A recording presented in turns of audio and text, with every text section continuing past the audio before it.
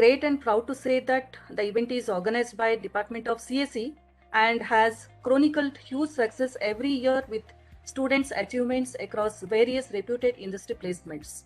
At KIT's College of Engineering, students are the part of strong campus community that values academic excellence and diversity. My dear friends, studying in our institute is pure joy. The professors, students, and other staff members are the epitome of compassion, and we are quite sure you will be perplexed by their sagacity. So I'm profoundly delighted to take this opportunity to introduce most talented and above and beyond performance students for the day, Miss Amruta Karande. So as her teacher, I feel very proud and honored myself. As all of us know that Amruta was shortlisted and selected for her internship by Adobe during 2020-21, and due to her efforts, she has been given pre-placement offer with 41 lakhs per annum. So this is really an honor of girl child of privileged city of Kolhapur, blessed by Chhatrapati Shahu Maharaj. So Amruta Karande, so she has become a symbol of success and achievement, and also her name will be marked in the golden boards in the history of the institute. Amruta defines self-discipline, hard work, persistence, and the ability to win over challenges. So her journey to Adobe placement will be inspirational to every student and set a path to dream big and prepare, build versatile personality attitudes during the academic life of the student. I'm sure each one of you will be excited to listen to her. So a bit very warm welcome to you, Amruta. So heavy applause for Amruta is much needed. So before I hand over the session to Honorable Chairman Sir, Sri Sunil Kulkarni Sir. So let me conclude with a remark that it's just a beginning and lot more to come in line in future. So now I would like to request Honorable Chairman Shri Sunil Kulkarni. On behalf of KIT management, I would like to appreciate the efforts of our HOD CSE, Kalas Madam, and coordinator of this event, Vidya Patil Madam, who have organized such a beautiful session on sharing the experiences of Amruta Karande, who has been an epitome of success for students of computer science and engineering in Western Maharashtra. This is the first of its kind placement, that pre-placement offer of 41 lakhs that has added a feather in the cap of our KIT. I wish all the success to this event, and the participants are really fortunate enough to get guidance from the horse's mouth at how she achieved this feat.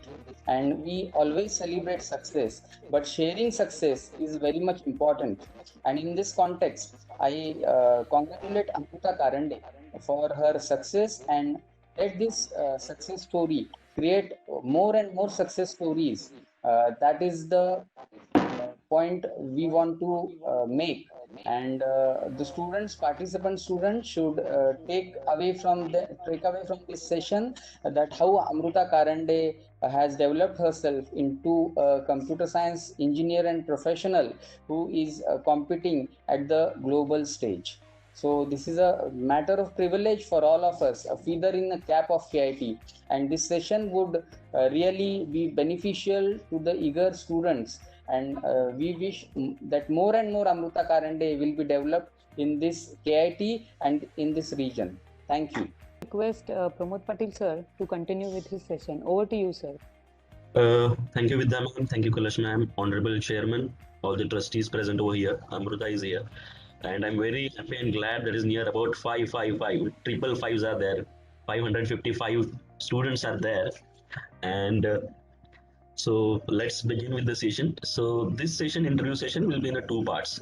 Some HR questions and questions related with personal life motivation I'll be asking. And after this session, Vidya Patil ma'am will be taking charge, and she will be asking some technical questions related to the department, softwares, and technical terms of computer science and engineering department. एकदा काय झालंय का, राज्यामध्ये दरवर्षी एक स्पर्धा व्हायची आणि त्या स्पर्धेत एकाला विजेता घोषित केलं जायचं आणि तो वर्षभर ते मेडल घेऊन राज्यामध्ये वावरायचा. So he used to be winner for whole year till the next competition. आणि खूप त्या स्पर्धेला 50-100 वर्ष झाली आणि स्पर्धेला 50-100 वर्ष झाल्यानंतर राजा म्हणाला की या स्पर्धेला, इन दिस स्पेसिफिक कॉम्पिटिशन, ज्यानं खूप चांगलं कॉम्पिटिशन केलेलं आहे पण ते स्पोर्ट्समन नाही आहेत, आता ते थकलेत, सो त्यांच्याकडे कुणाला तरी लाईफ टाईम अचिव्हमेंट अवॉर्ड द्यायला पाहिजे आपल्याला. So some ministers were there, a council appointed, and they were discussing regarding to whom we should bestow, to whom we should honor with this award.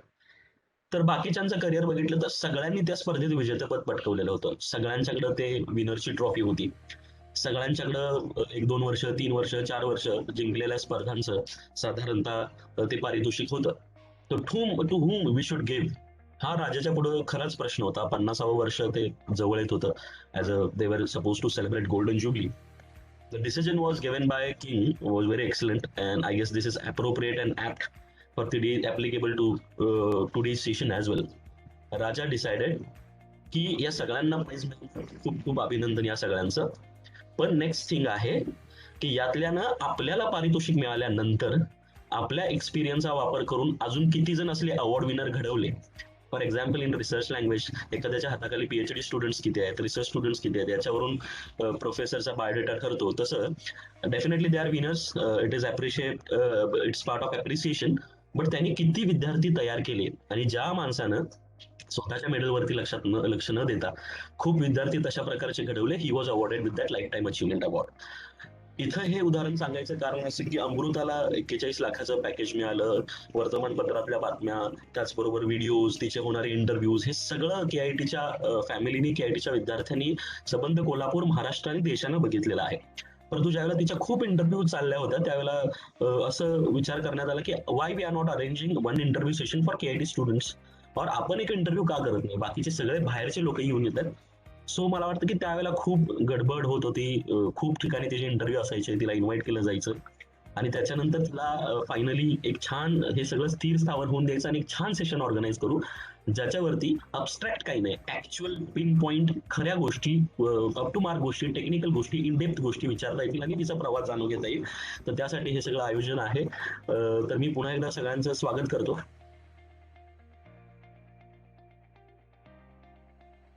Amruta, मला तुला पहिला प्रश्न विचारायचा आहे की एखादं अवॉर्ड मिळाल्यानंतर खूप दिवस आपल्याला स्थिर व्हायला जातं की आता हे मिळालंय आपल्याला आणि हे सगळं स्थिर आहे.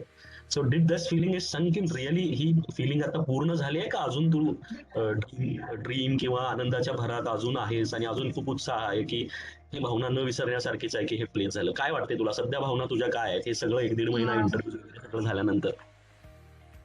सर म्हणजे आता सुद्धा खूप छान वाटतंय, आणि महत्वाची गोष्ट मला ही छान वाटते की मला जे यश मिळालंय त्याच्यामध्ये फक्त माझाच वाटा नाहीये किंवा फक्त माझाच आनंद नाहीये, तर बाकीचे जे लोक मला प्रेम करतायत किंवा बाकीच्या ज्या लोकांचा सपोर्ट मिळतोय आता सुद्धा, आणि ते बोलतात की फ्युचरमध्ये पण if you need anything you can contact us, और you have really made us proud, you have really made us proud Maharashtrians, और कोल्हापूरला पण खूप तू अभिमान करण्यासारखी गोष्ट करून दाखवलीस.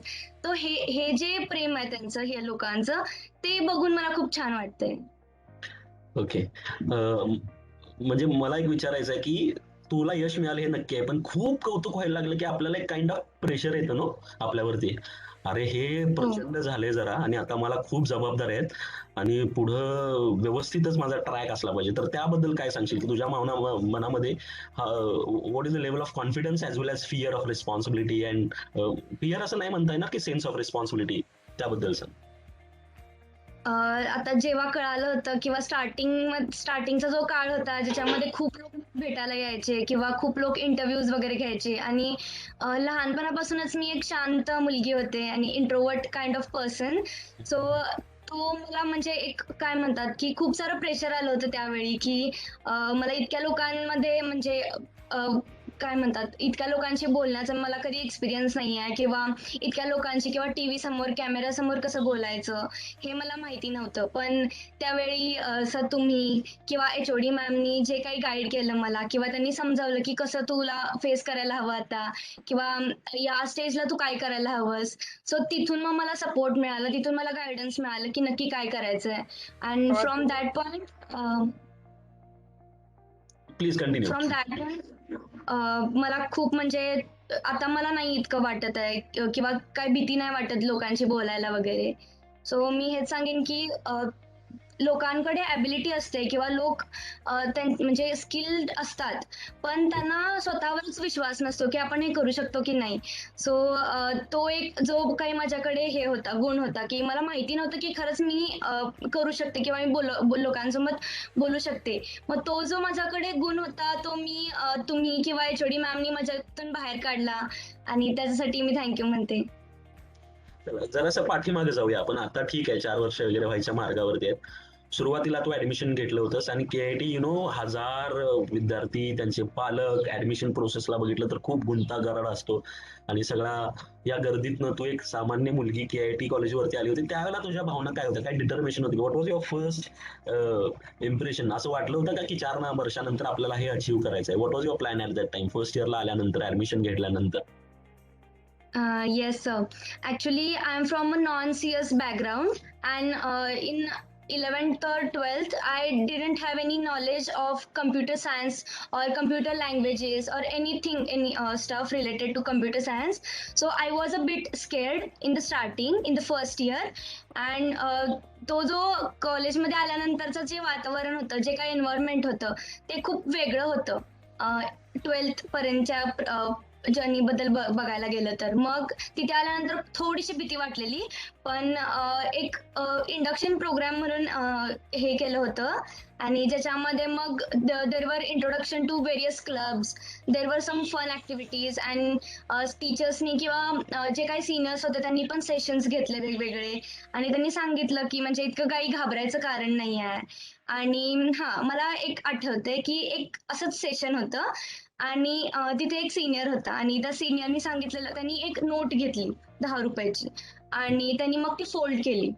मग त्यांनी अजून एकदा फोल्ड केली, मग त्यांनी 4-5 वेळा फोल्ड केली आणि मग तो सांगतोय की ही जी पहिली आधी नोट होती करकरीत, जी काही अनफोल्डेड नोट होती, हे तुम्ही आता आहे कोरे करकरीत आणि जेव्हा हे फोल्ड होऊन तुमचं एकदम काय म्हणतात की तुम्हाला खूप म्हणजे चिरडलं जाणार आहे किंवा तुम्हाला खूप सारे अडचणी येणार आहेत, खूप सारे चॅलेंजेस येणार आहेत, खूप तुम्हाला हार्डवर्क करायला लागणार आहे आणि इथून मग तुम्हाला त्या करकरीत नोटेपासून तुम्हाला मग त्या कागदाचा तुमच्या बोळा होईल किंवा चुरा होईल.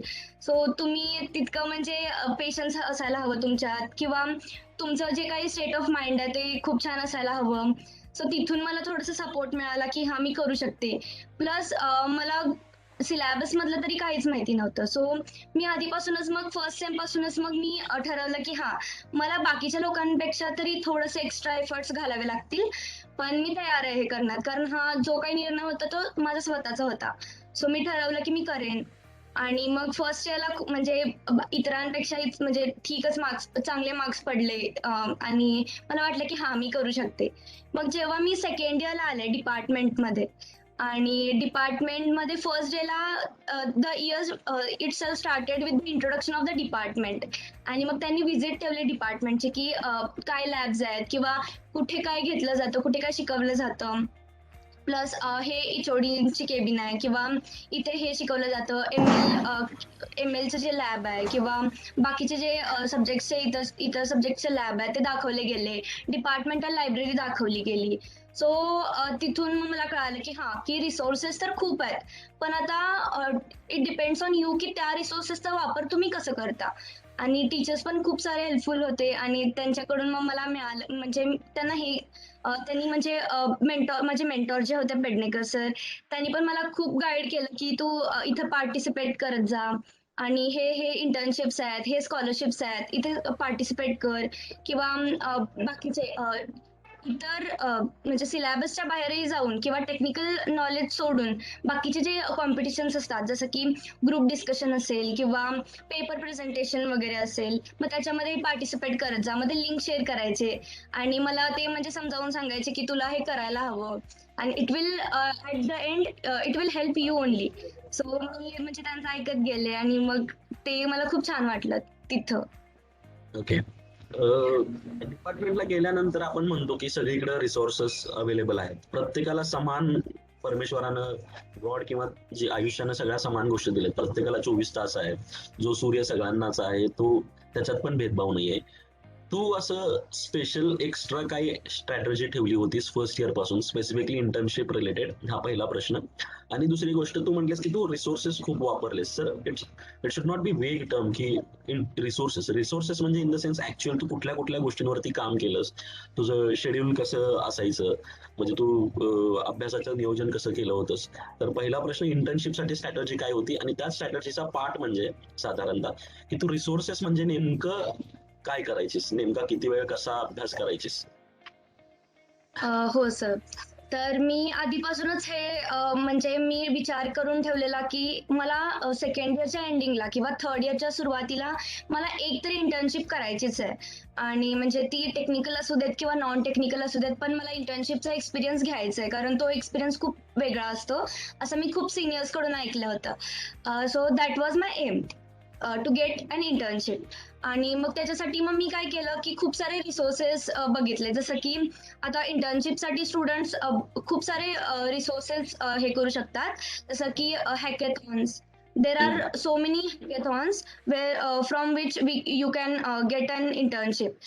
Then there are every company has its own portal or website, and on that website there is a page called careers page. So on that careers page you can get internship opportunities or job opportunities too. So I referred every company's careers page and I applied. And most of the times it happens ki you get rejected or you didn't get any mail, but I think the journey is important, not the end result. So I didn't stop and I just go on. And I knew ki I will get success, but I just have to consistently follow the steps I'm going, or I have just to follow the way I'm going on. आणि त्याच्यानंतर हे 2 तरी झाले. त्याच्यानंतर खूप सारे there are platforms like gigs for gigs किंवा नावाचं जे काही प्लॅटफॉर्म आहे, तिथं खूप सारे इंटर्नशिप ऑपॉर्च्युनिटीज मिळतात तुम्हाला. प्लस युट्यूब व्हिडिओज खूप सारे चॅनल्स असतात युट्यूबवर जे फक्त इंटर्नशिप ऑपॉर्च्युनिटीज बद्दल सांगत असतात. सो मी ते ही बघितले. प्लस ऑन कॅम्पस इंटर्नशिप्स पण खूप येत होत्या, आणि सो टीचर्स कडून पण मला मिळालं इंटर्नशिप बद्दल नॉलेज वगैरे एक्सेट्रा. त्याच्यानंतर अबाउट शेड्यूल, आता before the pandemic the schedule was to go to the college from 9 to 5, and then come to home and then do some assignments or maybe homework or anything, and then you have to study for I think at least 1 to 2 hours. For 1 to 2 hours I studied syllabus. जे काही syllabus मधला अभ्यास आहे मी तेच करायचे. सिलेबसला मी first year आणि second इयरला खूप छान पद्धतीने फॉलो केलं. आणि मी म्हणजे आधीपासून एक थिअरॉटिकल काइंड ऑफ पर्सन आहे, सो सिलेबस मला अभ्यास करायला खूप आवडायचा, तो मी केला.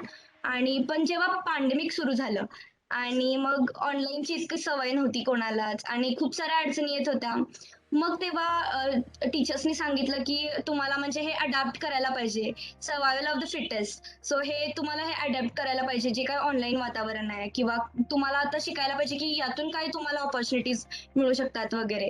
सो मग मी ऑनलाईन जे काही हे असतात, मी ऑनलाईन पद्धतींचा वापर करायला सुरू केला, जसं की फॉर डेटा स्ट्रक्चर्स किंवा बाकीचे जे काही इतर सब्जेक्ट्स होते त्याच्यासाठी मी युट्यूब व्हिडिओज बघायला सुरू केले, आणि that help me a lot. त्याच्यानंतर for internships there are specific platforms, और for coding specifically I referred platforms like HackerRank और लीड कोड और गिग्स फॉर गिग्स. मग मी काय करायचे की पॅन्डेमिक मध्ये मी ठरवलं की मला करायचंय, सो मी कन्सिस्टंटली मी स्टार्ट केलं की म्हणजे मला माहिती नव्हतं की काय असतं कॉम्पिटेटिव्ह कोडिंग वगैरे किंवा काय असतं लीड कोड किंवा हॅकर रँक काय असतं. मग मला एका फ्रेंड कडून कळालं की हे हॅकर रँक असतं. मग मी ते युट्यूबला सर्च केलं की नक्की काय असतं, हाऊ इट वर्क्स आणि तुम्हाला कसं करावं लागतं. मग मी हे सर्च केल्यानंतर मग from that day I started to code actually. आणि मग मी रोज डेली गोल्स ठेवले की हा आज मी स्पेसिफिक नंबर ऑफ क्वेश्चन्स करेन. मग मी उद्या इतके नंबर ऑफ क्वेश्चन्स करेन आणि suppose for first 4 to 5 days मी फक्त 5 क्वेश्चन्स करायचे रोज. आणि पण ह्यानी काय व्हायचं की जरी ते क्वेश्चन्स इझी लेवलचे असायचे हॅकर रँकवरचे वगैरे तरी सुद्धा त्याच्यामुळे माझा कॉन्फिडन्स जो होता कोडिंग मधला तो वाढत गेला आणि माझं जे काही लॉजिक जे होतं बिल्ड होत गेलं आणि प्रॉब्लेम सॉल्विंग ॲबिलिटी जी होती ती खूप सारी म्हणजे एनहान्स होत गेली. सो कन्सिस्टंटली हे जे मी कोडिंग करत गेले त्याच्या मला म्हणजे खूप इंटरव्ह्यूमध्येही आणि इंटर्नशिपमध्येही खूप फायदा झाला या गोष्टीचा. आणि त्याच्यानंतर फॉर ऍप्टिट्यूड वगैरे मी खूप बाकीचे जे प्लॅटफॉर्म्स आहेत ऑनलाईन जसं की गिग्स फॉर गिग्स किंवा इंडिया बिग्स हे सगळे रेफर करत गेले. ओके, तर आता मला एक प्रश्न विचारायचा की तू अभ्यास करायचीस, तुझं शेड्यूल टाईट होतं, तू प्लॅन केलेला, दॅट इज गुड थिंग. पण एक गोष्ट ऍक्सेप्ट करायला पाहिजे की most of the students, it's not like a negative comment, पण माणसांची सायकोलॉजी अशी असते की एखाद्या गोष्टीवरती खूप वेळ कॉन्सन्ट्रेट करणं, स्पेसिफिकली यूथ टीनेजर्स यांना खूप डिफिकल्ट असतं. तर तू कुठल्या गोष्टीचे मोह टाळलेस? आणि on the contrary same question याचं की तू विशेष अशा गोष्टी कुठल्या केल्यास आणि तुला असं वाटतं की ह्या 3 गोष्टी आहेत त्या माझ्यामध्ये बेस्ट आहेत अदर्स दुसऱ्यांच्या तुलनेमध्ये as compare with others. So तुला काय वाटतं की तुझ्यातल्या 3 गोष्टी तू कुठल्या गोष्टी टाळल्यास जिथं most of the time students आपला मार्ग चालत असताना वाटचाल करत असताना थोडंसं दुर्लक्ष व्हायची शक्यता असते, आणि तू काय काळजी घेतलीस? आय होप तुला प्रश्न कळालाय व्यवस्थित. हो, तर सर खूप म्हणजे प्रत्येकाला आयुष्यामध्ये डिस्ट्रॅक्शन्स येतच राहतात आणि आता सगळ्यात मोठं डिस्ट्रॅक्शन म्हणजे सोशल मीडिया वगैरे आहे. आणि हा म्हणजे मी नाही म्हणत की सोशल मीडिया खूप वाईट गोष्ट आहे, पण एक ठराविक मर्यादेपर्यंत सोशल मीडियाचा यूज करणे खूप छान आहे. किंवा लिंक्डइन वगैरे जे काही सोशल मीडिया प्लॅटफॉर्म्स आहेत ते तुम्ही यूज करू शकता तुमच्या प्रोफेशनल जे काही आहे प्रोफेशनल एनहान्समेंटसाठी. So you can use LinkedIn और similar kind of social media. Even you can use Instagram for there are a lot of pages, technical pages on Instagram from where मतलब ते काय व्हायचं की खूप सारे पेजेस आहेत इन्स्टावर आणि मी त्यांना फॉलो करायचे आणि त्यांच्यावरती रोज एक क्वेश्चन असायचा, कोडिंग क्वेश्चन. सो मी ते सॉल्व्ह करायचा प्रयत्न करायचे आणि मग तिथे कमेंट्स मध्ये असायचे की खूप साऱ्या लोकांनी खूप साऱ्या वेजनी ते सॉल्व्ह केलेलं असायचं. सो मला एकच क्वेश्चन वेगवेगळ्या टाईपनी सॉल्व्ह करायचं मला तिथून नॉलेज मिळालं किंवा माझं लॉजिक बिल्ड होत गेलं तिथून सुद्धा. सो सोशल मीडिया किंवा बाकीचे जे डिस्ट्रॅक्शन्स आहेत तिथून म्हणजे तुम्ही डिस्ट्रॅक्शन्सवर मात करायलाच पाहिजे ऍक्च्युली. आणि तुम्ही आता या गोष्टीचा विचार करायला पाहिजे की हा हे जे काही मी बघतीये किंवा मी काय करते ते टेम्पररी आहे, पण मला भविष्यात काय पाहिजे किंवा फ्युचरमध्ये मला माझे काही गोल्स आहेत आणि म्हणजे मी आता डिस्ट्रॅक्ट झाले तर ते गोल्स मला मिळतील की नाहीत याचा मी विचार केला तेव्हा आणि मग मी फोकस्ड राहिले. आणि मला वाटतं की 3 क्वालिटीज. फर्स्ट की मी फोकस्ड होते खूपच आणि हा डिस्ट्रॅक्शन्स आले पण मग मी हा विचार केला की मला काय पाहिजे फ्युचरमध्ये. सो मला ते बॅलन्स करता आलं व्यवस्थित. आणि second thing is I am a little bit competitive from my childhood. So मी काय करायचे की जे काही म्हणजे मार्क्स मध्ये असू देत किंवा बाकीचे काही असू देत, मग I use to challenge myself only. आणि मग ह्याचा मला खूप फायदा व्हायचा कारण एखादा क्वेश्चन मला नाही आला तर मग मला हे असायचं की नाही मला हे सॉल्व्ह करायचंच आहे. मग हे मला मोटिवेशन तिथून मिळत गेलं. मी खूप सारे म्हणजे मोटिवेशनसाठी पण खूप सारे व्हिडिओज बघायचं ट्राय केलं किंवा वेबिनार्स अटेंड केले, युट्यूब व्हिडिओज बघितले मोठ्या मोठ्या लोकांचे किंवा पुस्तकं पण वाचली. पण ते जे काही मोटिवेशन होतं ते खूप शॉर्ट टाइमसाठी होतं. पण मग मी विचार केला की प्रत्येक माणसासाठी motivation person to person change होतं. सो माझ्यासाठी ते मोटिवेशन होतं की एखादा क्वेश्चन मला नाही आला तर तो जो आहे तो मी स्वतःला चॅलेंज करायची की हा मी हे करू शकत नाही किंवा मी हे करू शकते आणि मला हे करायचंच आहे आणि मग मी ते सॉल्व्ह करायचे आणि मग ते जे म्हणजे मला काय म्हणतात की सॅटिस्फॅक्शन मिळायचं किंवा एक आनंद असायचा की हा क्वेश्चन मला सॉल्व्ह झालाय, मग ते खूप छान वाटायचं. मग तिथून मला मोटिवेशन मिळत गेलं. सो कॉम्पिटिटिव्ह नेचर मला इंटर्नशिप मध्ये सुद्धा खूप म्हणजे उपयोगी आलं, कारण तिथे सुद्धा मला खूप साऱ्या गोष्टी होत्या ज्या मला माहिती नव्हत्या आणि मग मी हे जे काही कॉम्पिटिटिव्ह नेचर होतं ते मला खूप म्हणजे तिथं पण उपयोगी आलं. त्याच्यानंतर third thing is consistency. Before the pandemic मला काहीच म्हणजे कोडिंग मधला इतका एक्सपिरियन्स वगैरे नव्हता, पण इन पॅन्डेमिक जेव्हा मी हॅकर रँक पासून सुरुवात केली स्टार्ट करायला वगैरे, तेव्हा मग मला कळालं की हा म्हणजे जे काय मी हे कन्सिस्टंटली करते रोज डेली गोल्स ठेवून, त्याचा मला खूप उपयोग होतोय. आणि समजा आणि म्हणजे आधी काय व्हायचं की एखादा क्वेश्चन असायचा ज्याचा मला एक वेनीच आन्सर कळायचं किंवा माहिती असायचं, पण जर आता म्हणजे एखादा क्वेश्चन मला दिला गेला तर माझं लॉजिक इतकं डेव्हलप झालंय की मी 4-5 वेजनी मी विचार करते की मी काय करू शकते वगैरे. सो ह्या 3 गोष्टी आहेत. ओके. एकतर तुझ्या या 3 खूप सुंदर गोष्टी तू सांगितल्यास, त्याबद्दल तुझं प्रचंड कौतुक. पहिली गोष्ट फोकस्ड, दुसरं गोष्ट कन्सिस्टन्सी, कॉम्पिटेटिव्हनेस आणि कन्सिस्टन्सी, या 3 गोष्टी. नॉर्मली हा ह्युमन टेंडन्सी असते की आपल्याला टेस्ट पेपर मिळाला किंवा रिझल्ट लागला की पहिल्या 2 मिनिटात आपण आपला स्कोर बघतो आणि त्याच्या 3ऱ्या मिनिटाला माझ्या मते आपलं सुरू होतं की दुसऱ्याचा स्कोर काय, आपल्या मित्राला, आपल्या मैत्रिणीला किती मार्क्स पडले. पण ईर्ष्या, स्पर्धा ही सकारात्मक दृष्टीनं पार पाडून आपल्यात स्वतः बदल केले तर किती छान यश मिळू शकते याचं उदाहरण माझ्या मते आपल्या समोर आहे. अमृता, मला एक प्रश्न विचारायचा की तुझ्या इंटरव्ह्यू बद्दल आम्हाला डिटेल सांग की कसं सुरुवात होती, कसं प्रेशर होतं, तू हँडल कसं केलीस, कुठले प्रश्न तुला त्यांनी विचारले आणि त्यांच्या कुठल्या प्रश्नांची तू अतिशय समर्पक आणि छान उत्तरं दिलीस त्यामुळे तुला हे यश मिळालं असं वाटतं? हो सर. तर प्रत्येकाला म्हणजे नर्वसनेस असतेच. मग मी सुद्धा सुरुवातीला थोडीशी नर्वस होते की प्रिपरेशन तर माझं होतं व्यवस्थित, पण ऍक्च्युली एक असतं की प्रिपेअर राहणं पण, आणि एक असतं की समोरच्याला पटवून देणं की मला हे येतंय किंवा मला हे माहिती आहे. सो दोन्ही गोष्टींचं नॉलेज असणं तुमचं खूप महत्वाचं आहे.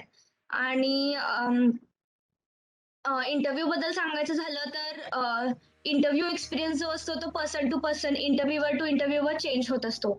For me there were questions on data structures और subjects like operating systems, computer networks, etc. And there were questions where I was not able to solve those questions. Like there were ते त्यांनी खूप सारे questions विचारले आणि एखाद दुसरे questions असे होते की ज्याचं मला कम्प्लिटली आन्सर येत नव्हतं किंवा मला माहित नव्हतं की हे सॉल्व्ह कसं करायचं. मग जे काही इंटरव्ह्यूवर होते त्यांनी स्वतःच मला सांगितलं की do you know this thing, किंवा तुला हा वे माहितीये का आणि तू या वेनी करू शकतेस किंवा या वेनी थिंक करून बघ. आणि ते खूप म्हणजे मला हे करायचे, सपोर्ट करायचे तेव्हा इंटरव्ह्यू मध्ये, आणि that help me a lot.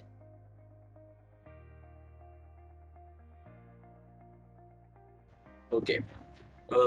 इंटरव्ह्यूचे असे कुठले प्रश्न आहेत की तुला वाटते की तुला नीट उत्तर देता आली असती पण तुझी तयारी कमी पडली आणि तुला सांगायला आवडेल की या पद्धतीनं स्टुडंट्सनी विचार करायला पाहिजे, जे तुझ्याकडनं कदाचित राहून गेलं. डेफिनेटली काही प्रश्न असे असतात की ते आपल्याला माहित नसतात आणि as a rule and principle of interview it is definitely right की you should accept that you don't know the answer and you convince your interview panel member that I will prepare and I will try to know much about it. So तुझे असे कुठले प्रश्न होते तुला वाटलं की अरे हा आपल्याला याच्यावरती काम करायला पाहिजे किंवा हा लूप होल आपल्याकडनं सुटला, किंवा तुझ्या ज्युनियर्सना तुला सांगायला आवडेल की बाबा हा वे डोक्यात ठेवा, हा अप्रोच डोक्यात ठेवा? Okay sir. There were questions on, actually मी सिलेबसला खूप छान फॉलो केलं होतं आणि कोडिंग क्वेश्चन्स मी तेव्हा सुरू केलेलं जस्ट, सो मला इतकं नॉलेज नव्हतं. मग if you prepare from your first year itself, then तुमचं जे प्रॉब्लेम सॉल्विंग स्किल आहे ते खूप इन्हान्स होत जातं आणि इंटरव्ह्यू मध्ये त्याची खूप खूप मदत होत जाते. आणि देर were out of context questions असो किंवा असे काही डेटा स्ट्रक्चर्स मधले क्वेश्चन्स होते हार्ड लेवलचे, ज्याचं मला आन्सर येत नव्हतं. सो मग मी तेव्हा सांगितलं की आणि हा एक भ्रम असतो लोकांच्यात की एखादा काही गोष्ट तुम्हाला माहिती नसेल तर it is okay to say I don't know this किंवा असं I didn't have much knowledge about this.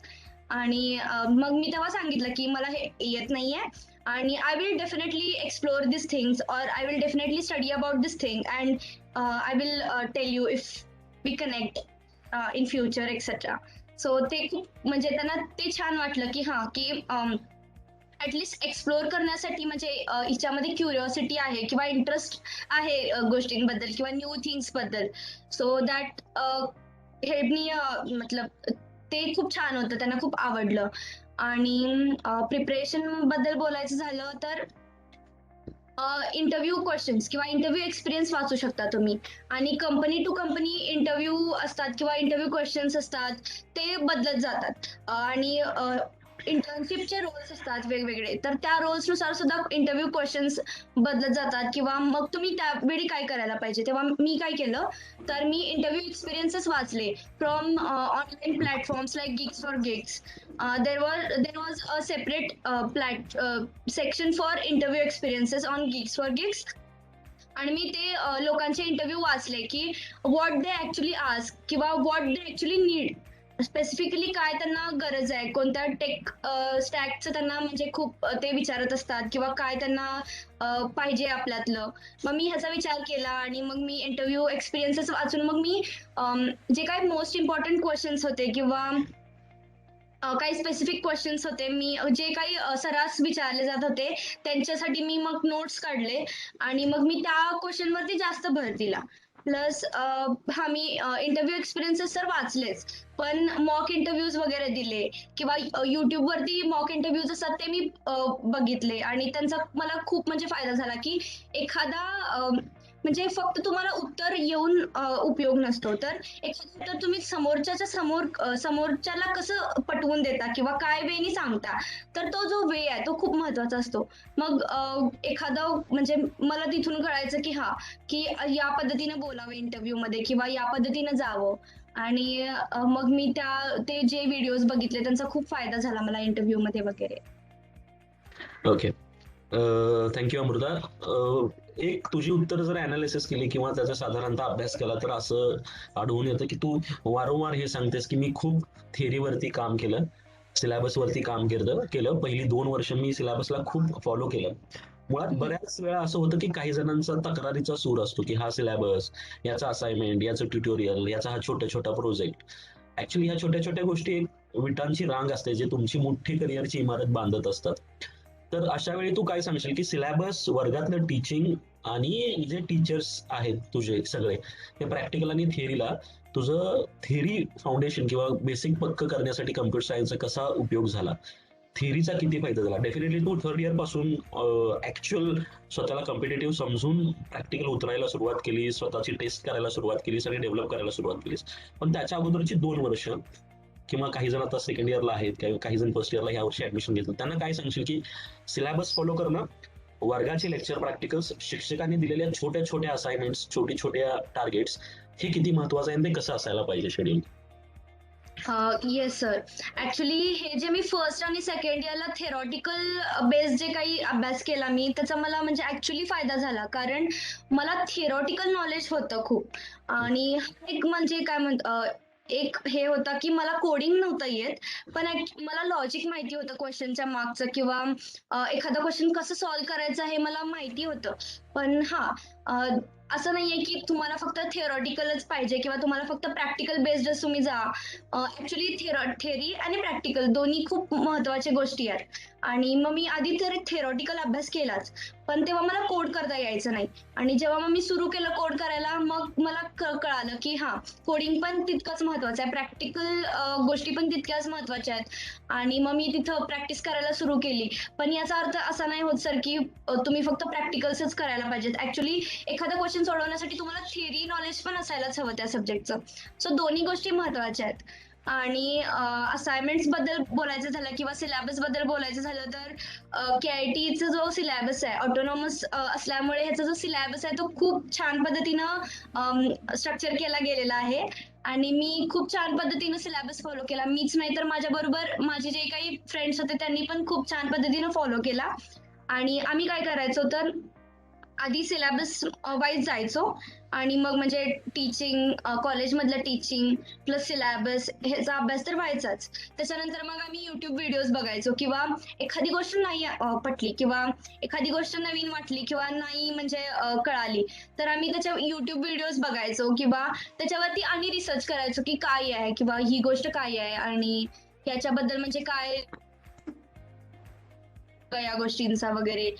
Suppose की मला काय होतं फर्स्ट आणि सेकंड इयर मध्ये सपोज स्टॅक किंवा क्यूज तर मला हे माहिती होतं की स्टॅक काय आहे किंवा क्यू काय आहे पण मला हे नव्हतं माहिती की एखादा स्टॅक बेस्ड क्वेश्चन आला तर तो सॉल्व्ह कसा करायचा आणि कारण मला कोडिंगची प्रॅक्टिसच नव्हती आणि मग मी प्रॅक्टिस सुरू केल्यावरती मग मला ते सोडवायला पण यायला लागलं.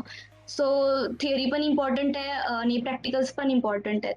आणि प्रॅक्टिकल्स बद्दल बोलायचं झालं कॉलेजमधल्या प्रॅक्टिकल्स बद्दल तर जे काही प्रॅक्टिकल्स असायचे ते आपण इंडिव्हिज्युअली करायचो आणि काय व्हायचं इंडिव्हिज्युअली केल्यानंतर की माझं म्हणजे एक क्वेश्चन मी एका वेनी सॉल्व्ह करायचे पण माझी जर मी एका फ्रेंडला विचारलं तर तिनं वेगळ्या पद्धतीनं तो सॉल्व्ह केलेला असायचा आणि एका स्टुडंटला विचारलं तर त्यांनी वेगळ्या पद्धतीनं सॉल्व्ह केलेला असायचा आणि जर आम्ही टीचरांना प्रोफेसर्सना विचारलं तर मग त्यांचा एक वेगळाच पद्धत असायची वेगळाच वे असायचा. सो हे म्हणजे मला कळालं की एक क्वेश्चन वेगवेगळ्या पद्धतीने सॉल्व्ह करता येतो.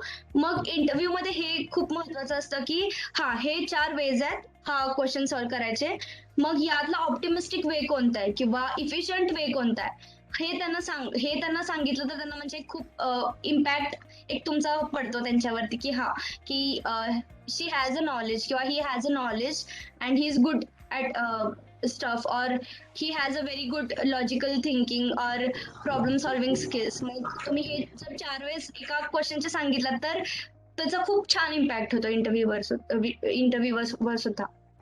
ओके. तू आता जसं सक्सेसफुल झाल्यानंतर तुला यश मिळाल्यानंतर खूप जणांनी तुला प्रश्न विचारले असतील की तू नेमकं काय काय केलंस तर काय होतं की सक्सेसफुल झाल्यानंतर आपल्याला कॉन्फिडन्स येतो की ह्या ज्या गोष्टी आहेत ह्या 4-5 गोष्टी आहेत फक्त एवढ्या 4-5 गोष्टी आहेत तुम्ही फोकस करा तुम्हाला यश मिळून जाईल. सो ॲज अ या गोष्टीत यश मिळाल्यानंतर कुठल्या 3 ते 4 अशा परफेक्ट गोष्टी आहेत त्या गोष्टी रडारवर ठेवायला पाहिजेत. मध्ये काही असू दे म्हणजे स्ट्रक्चर लँग्वेज तुझं शेड्यूल काही त्या 4 गोष्टी केल्या तर इंटर्नशिप आपल्याला मिळणारच मिळणार. हे पॉइंट ऑफ व्ह्यू असायला पाहिजे या डोमेनवरती काम करायला पाहिजे इंटर्नशिप मिळायसाठी.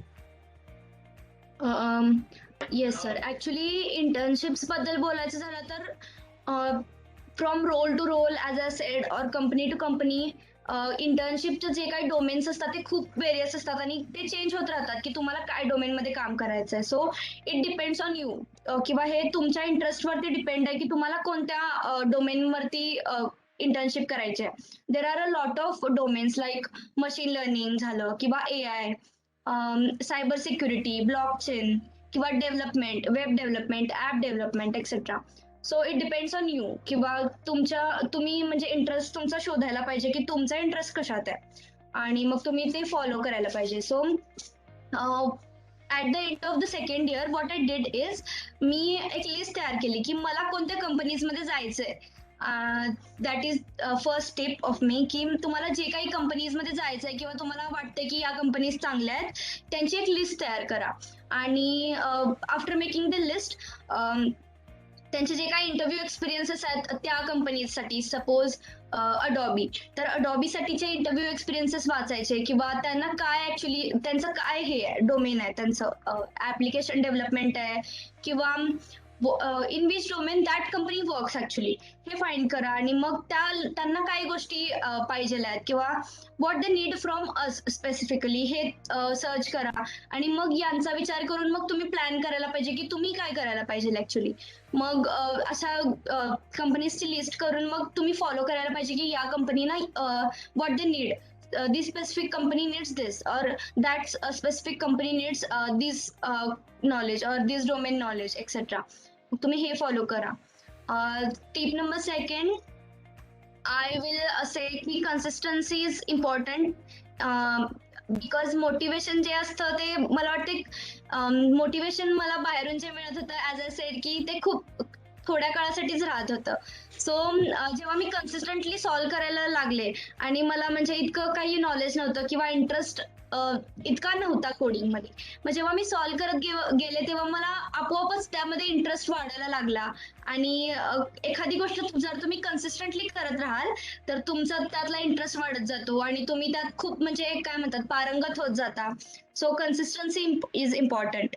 त्याच्यानंतर थर्ड थिंग इज खूप सारे प्लॅटफॉर्म्स आहेत जसं की लिंक्डइन किंवा हॅकर रँक आणि leet code, kicks for gigs, YouTube आहे.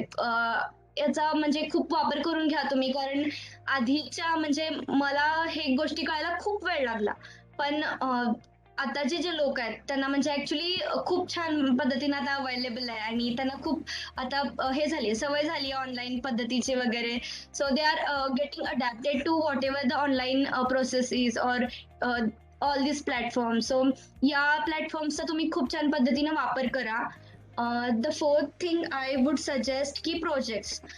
Yes, projects add a very good value to your resume or maybe your professional career or anything. जेव्हा तुम्ही रेझ्युमे मध्ये इन्क्लूड करता एखादा प्रोजेक्ट आणि त्याचा खूप छान इम्पॅक्ट पडतो इंटरव्ह्यूवर वरती की हा ऍक्च्युली इट शोज की हा की म्हणजे इफ यू से की आय नो C++ किंवा I know Java, it is not much, ते काही इतकं हे नसतं, कन्व्हिन्सिंग नसतं. पण जेव्हा तुम्ही एखादा प्रोजेक्ट करता त्या लँग्वेजमध्ये तर तेव्हा ते इंटरव्ह्यूवरनं पडतं की हा ऍक्च्युली ही और she has done project on this domain, so she actually has a knowledge on this domain और in this domain. So projects करा. आणि हा the fifth thing I will say की लँग्वेजेस, कम्प्युटर लँग्वेजेस. मला म्हणजे हे कळायला खूप वेळ गेला की ऍक्च्युली एकच language what was my criteria is की आधी मी एक लँग्वेज शिकली, C language. That was the first language I learn. आणि मग मी C++ शिकले. त्याच्यानंतर मग मी काय करायचे की सी मधून सी लँग्वेज म्हणजे थोरफली त्याचा अभ्यास करायचा, मग C++चा थोरफली अभ्यास करायचा. मग प्रत्येक लँग्वेज असं करत गेलं तर खूप वेळ लागतो. मग what you can do is फक्त त्या लँग्वेजचा सिंटॅक्स जो असतो, बेसिक सिंटॅक्स किंवा काही बेसिक गोष्टी असतात त्या फक्त स्टडी करायच्या आणि डीप मध्ये इतकं नाही जायचं. And Wien you actually start solving the questions from different platforms, ते तुम्ही म्हणजे automatically you will get the knowledge about that language. So suppose मला C++ मी आता घेतेय किंवा मला फक्त सिंटॅक्स वगैरे माहिती आहे आणि मी कोडिंग क्वेश्चन सॉल्व्ह करत गेले तर मी फाइंड करेन की हा की C++ मध्ये अशी कोणती डिरेक्टरी आहे का किंवा इज देर एनी STL किंवा स्टँडर्ड टेम्पलेट लायब्ररीज आहेत किंवा मी हे गोष्ट actually there are any automatically मी काही करू शकते का त्याच्यामध्ये वगैरे. खूप सारे रिसोर्सेस मग मी बघितले आणि मग मला कळालं की हा इथं मी डीप जाऊ शकते किंवा ह्याची इथं गरज नाहीये. सो त्या लँग्वेजचं तुमचं काय म्हणतात की प्रिपरेशन तिथंच होऊन जातंय जेव्हा तुम्ही कोडिंग क्वेश्चन्स ऍक्च्युली सॉल्व्ह करत जाता. तो हे मी so these are my tips. Okay, माझ्या बाजूने शेवटचा प्रश्न आहे, पण त्याच्या अगोदर त्याच्यानंतर विद्या पाटील मॅम, ऍक्च्युली ज्या सब्जेक्टच्या माध्यमातून तू तुझं हे यश मिळवलेस त्या सब्जेक्टचं टेक्निकल नॉलेज असलेली व्यक्ती म्हणून विद्या पाटील मॅम तुला टेक्निकल प्रश्न विचारतीलच. पण मला सुरुवातीला हे सांगायचं आहे की माझा हा शेवटचा प्रश्न विचारायच्या अगोदर जे सगळे शिक्षक CSCचे बाकीच्या सगळ्या डिपार्टमेंटचे मान्य सगळे ट्रस्टीज या सगळ्यांचं प्रचंड अभिनंदन की जे काही यश आपल्याला त्या अमृताला विशेषतः शिकवणारी सगळी मंडळी, ज्यांचं एकदा संदीप खरेनं एका पुस्तकाच्या प्रस्तावनेत लिहिलं होतं की हे पुस्तक कुणाला डेडिकेटेड केले तर तिथे एक ओळ होती, इथं आपलं नाव नाही. हे बघून ज्याला ज्याला दुःख वाटेल त्याला हे सगळं पुस्तक समर्पित केलेलं आहे. तर तिच्या यशामध्ये वाटा असणाऱ्या सगळ्यांचं कौतुक. आणि अमृता, माझ्याकडनं शेवटचा प्रश्न, तू येत्या 5 वर्षांमध्ये स्वतःला कुठं बघतेस? कारण की खूप जबाबदारी येते, जसं मी पहिल्यांदाच प्रश्नात विचारलं होतं मी. तर तुझं काय आता प्लॅन आहे की तू 5 वर्षात 10 वर्षात स्वतःला कुठं बघतेस? आता म्हणजे मला एक होतं आतापर्यंत की हा मला एक जॉब पाहिजेल किंवा मला हे पोझिशन पाहिजेल आहे एका कंपनीमध्ये वगैरे. पण आता जे मी बघितलं किंवा म्हणजे जेव्हा तुम्हाला एखादं सक्सेस मिळाल्यानंतर मग तुमचे जे रिस्पॉन्सिबिलिटीज असतात ते वाढत जातात. So I have so many responsibilities over me. आणि मला म्हणजे आता सध्या तरी मी बघतेय की मला माझी ग्रोथ कशी होईल प्रोफेशनली आणि पर्सनली और इन्स्टिट्यूशनची ग्रोथ माझ्या माध्यमातून पण कशी होईल ह्याचा मी विचार करतेय. आणि की माझं हे नाहीये म्हणजे देर इज दिस थिंग की मला या पोझिशनला वगैरे जायचंय वगैरे. पण माझं मेन आता एम हे आहे की माझ्यासोबत मी खूप साऱ्या लोकांना मी इम्पॅक्ट करू शकते. माझ्यासोबत एक स्टुडंटना मी पुढे घेऊन जाऊ शकते का, किंवा त्याच्या सक्सेसमध्ये थोडासा माझा एक छोटासा वाटा असू शकेल का. So that is my focus. Okay, thank you Amrita, तू छान एवढी उत्तरं दिल्याबद्दल. यानंतर मी विद्या पाटील मॅम आणि या आजच्या कार्यक्रमाच्या कोऑर्डिनेटर यांना विनंती करतो की त्यांनी त्यांचे प्रश्न विचारावेत. विद्या पाटील मॅमचे प्रश्न झाल्यानंतर कोऑर्डिनेटर्स काही प्रश्न फिल्टर करतील ऑडियन्सकडून आणि ते विचारले जातील. Thank you so much. Thank you all. Have a nice day. Thank you so much, sir. Okay, so Amruta, I just have a couple of questions to you. As you know, all the students or participants are from CSE background.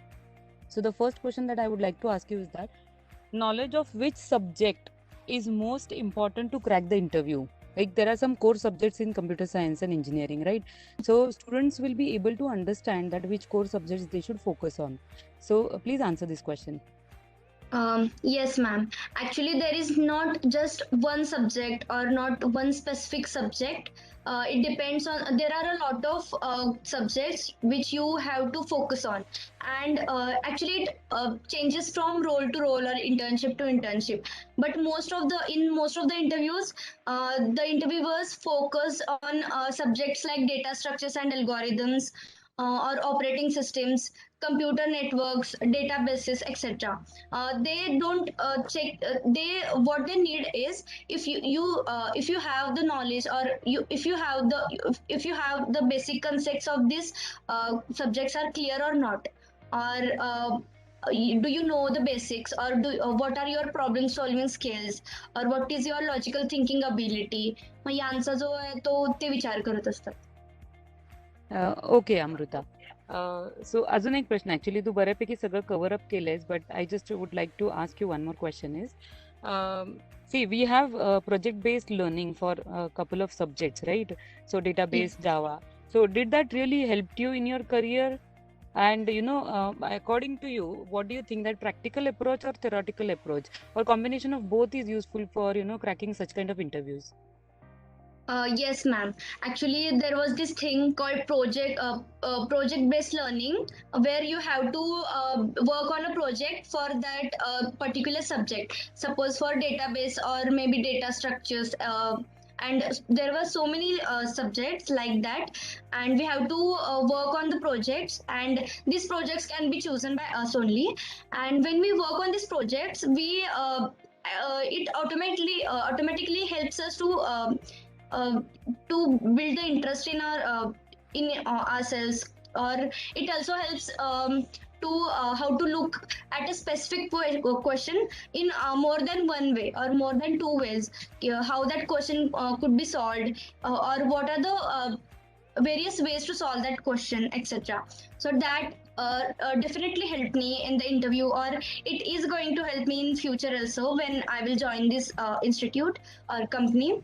And talking about other things, or projects, or a theoretical and practical approach, yes, there is the combination of both practical and theoretical knowledge should be there to crack these interviews, or not only just crack the interviews in college also, or in the future when you join any company, you will definitely get benefits from this theoretical plus practical approach. So the combination is very much important.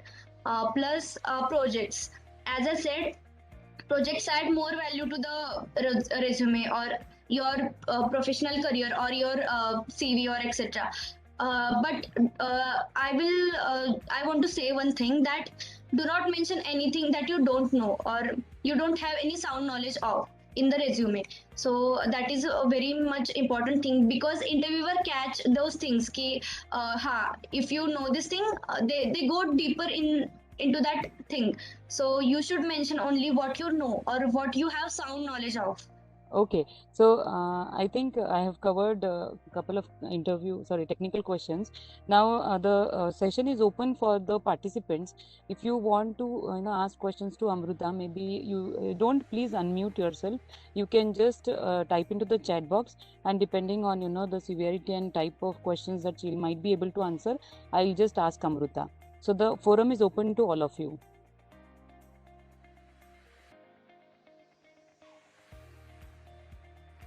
Okay, Amruta, there are a couple of questions. People from other departments like ENTC and all, okay, ETC, can they crack such kind of interviews? That is one of the questions. Yes, actually, for ENTC students or electronic students or electrical students, the main advantage is ki they have the core knowledge of their field or their domain. Plus, they have to take some extra efforts, and this is not the thing ki they will not do this or they can't do this, because it depends on you ki how you prepare or how you take this challenge, or how much time you spend on coding or learning these things. So it depends on student, not the branch. And yes, from other branch students, they have to take some extra efforts. But I think they will definitely crack the interviews, or they will get some amazing opportunities if they try hard. Okay, so there's one more question which says, do you have to learn 4 languages, or can we stick to only 1 or 2? Actually, it depends on us. Ki, it does not matter ki if you have knowledge of so many languages. You should have, it is good to have knowledge of various languages, but it is not that much important, it is not that much necessary, or it is not the need. But you should have one specific language of your choice, that you should have sound knowledge or sound knowledge of, or you should be comfortable with that language. And you should, if any question will be asked, you should solve that question on these languages. And in the coding rounds or in the interview rounds, they will ask you what is your preferred language. So most of the times the language or the options are C, C++, Java, and Python. These are the most preferred languages. And among these, I have slightly more interest in the C++ language, but it depends on the person, what he or she is interested in.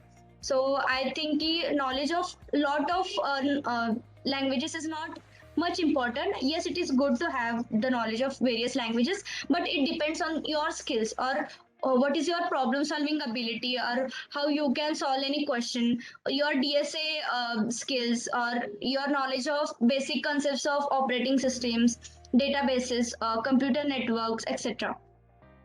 Okay, there's one more interesting question which says, Adobe is launching 2nd edition of internship in this month.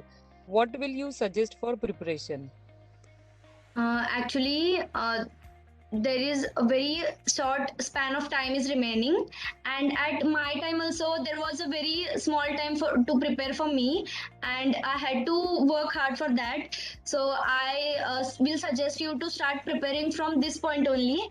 And yes, you have to take some extra efforts, or you have to work hard. And you can for aptitude, there are various rounds. For me, at my time there were 3 rounds specifically. The first round was, there were 3 sections in the first round. The first section was aptitude, or general aptitude, in which general aptitude questions were asked. I think about 20 questions were there. And for that, I referred websites like IndiaBix, or there were Geeks for Gigs, etc. And I prepared from these websites. Then the second section was computer fundamentals. It is basically in this section, computer fundamentals were asked, like basics of core subjects, etc. For that, I referred Geeks for Geeks, or maybe there are a lot of platforms online, or maybe yes, I watched YouTube videos, etc. Then the third section was coding round, and in that coding round there were two questions, and the level of that questions were easy to medium, and these and I successfully cleared this first round. After the first round, in the second round there were four sections. The first section was cognitive assessment, and in cognitive assessment there were general aptitude questions, but these were harder than the first round general aptitude questions. Then the second section was technical assessment, in which core subjects, yes, the subjects like operating systems or databases or computer networks, from these subjects the questions were asked in the technical assessment. After that, the third section was coding questions. In this round also there were two coding questions, and the difficulty level was medium to hard, and you have to solve that questions in the given time period, and the languages or the choices for the languages were given as C, C++, Python and Java, and there was Perl also. So I had a good knowledge of C++ at that time, so I preferred C++ in solving those coding questions. The fourth section was gamified assessment. In this gamified assessment, there were some tasks. There were 6, I think, tasks were there, and for that I referred for preparation of that I referred YouTube videos. There are a lot of videos on gamified assessment. You can watch that videos. After this, there was a last round, that is round 3, and that was interview. And interview, you are just on your what they need, what they want is whatever you have mentioned mentioned on your resume, you should stick to that. They only stick to that only. They check if you have sound knowledge of whatever you have mentioned on your resume, like if there are any internships you have done, or maybe projects you have done. If you have yes, at the time of this internship, I have mentioned 2 projects in the resume, and among these 2 projects, there was one project only that was more CS, like there was one project that was non-CS background type of project. So I just had only one project completed or worked on, which was from computer science background. So it is not yes, it is not necessary that you should have done so many projects. Yes, it helps a lot to make an impact on the interviewer, or show that you have actually knowledge of these things, or you have worked on these domains, etc. Yes, it is a very good thing, but if you are a beginner or you don't have any projects, then it is also good. But then you are judged on your problem solving skills, your knowledge of data structures, algorithms, or whatever. They ask about complexity questions, or different types. They ask a question, and they check what are the ways you think, or what is your thinking ability. So that is important. So work on that. And as I said, you have to read Geeks for Geeks interview experiences there on the Geeks for Geeks platform. That helped me a lot, because I filtered out the questions which were most important questions, or most of the times they were asked. So I filtered those questions and I prepared those questions first. After that, you have to yes, the DSA, the data structures and algorithm. You have to have the good knowledge of data structures and algorithms. And talking about other subjects, you should have basics of that knowledge clear. So that is my suggestion. Okay, Amruta. So there are a couple of questions which says, what are the languages. So I would suggest that you start with C and go on proceeding, because C is the basic language, and once you know C, you can have knowledge of any programming language. So that is not much important question. One question was, what all knowledge do you need other than syllabus? That was some question uh, which a student has asked. Apart from the syllabus, suppose there is an internship opportunity for cyber security field or a blockchain field. So it is important that you should know the basics in that domain. So it depends on the internship. Plus, in the interview itself, except the syllabus, there will be some questions or tricky questions will be asked, like puzzles or anything. So for that puzzles, you can again refer Geeks for Gigs, or many online websites are there. You can refer. So puzzles are also important. There are I have read a lot of interview experiences where interviewers asked about puzzles or anything, any some tricky questions, etc. So you should know these things also. Okay, so there are a lot of questions which you have already answered in the session. So I request the participants to go through the video. Anyways, we have recorded the interview, so we'll just share with all the students, and you can take a look at whatever she is trying to say. I think so. We have covered a lot of things in this, Amruta, and I really appreciate for all the efforts you have taken and the time you took out today, to guide other students. So I thank you all. I thank Kalash ma'am, and I request ma'am to give the vote of thanks. Over to you, Kalash ma'am.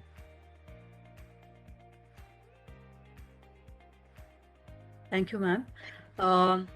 So to conclude with this session, so first of all, I take this opportunity to be grateful to our honorable management, Chairman Sunil Kulkarni sir, Vice Chairman and Secretary sir, for the support and motivation towards organizing this session, interactive session by Ms. Amruta. And thank you for other trustee members as well as heads, deans of the department, deans of the institute for encouraging in organizing this workshop. And also, I'm thankful to Mr. Pramod Patil sir for conducting this session, and coordinator Mrs. Vidya Patil madam for conducting in an effective way, and for the resource person. So I'm very grateful to Miss Amruta for your inspirational words towards the preparation of the coming Adobe internship, and also it is one of the very informative session. So thanks for attending the session and giving your sharing your experiences to our students. Thanks one and all, and also thank you for the students for joining the session.